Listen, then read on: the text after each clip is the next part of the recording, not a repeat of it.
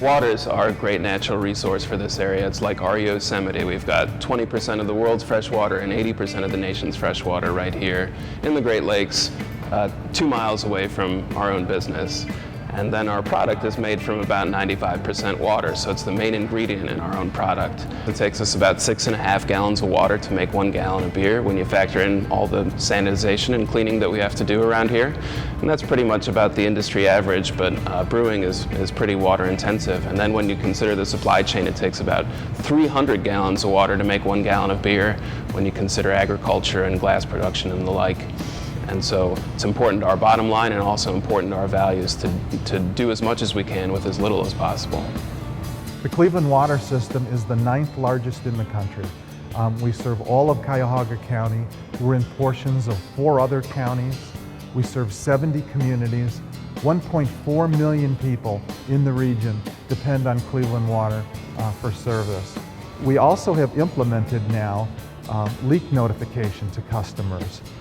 At least in residences, our meters now tell us if they've gone 7 days straight, 24 hours of some consumption, that means there's likely a leak going on at that house. We've automated the process now where we are notifying those customers. It's been about 12,000 customers. In over 80% of the cases, they've taken action now to stop that leak.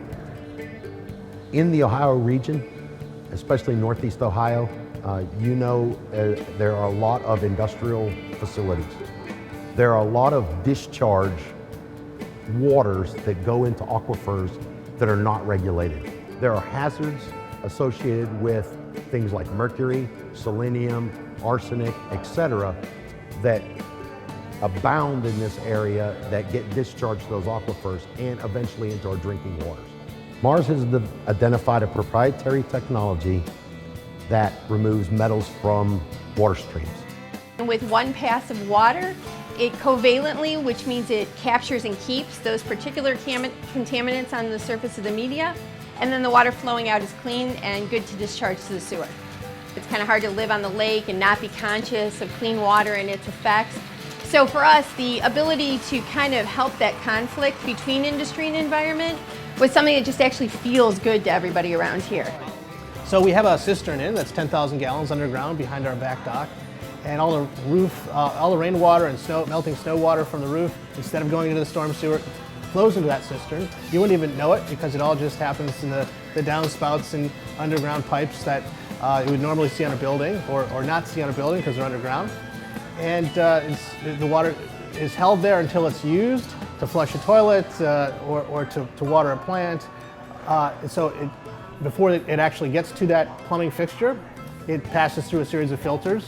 It passes through a UV light device that kills 99% of all the microorganisms in that water. And then it's off and we use it for the non-potable uses in our building. So I'd love for our rainwater harvesting system to be the first of 1,000 over the next 5 years in the city of Cleveland.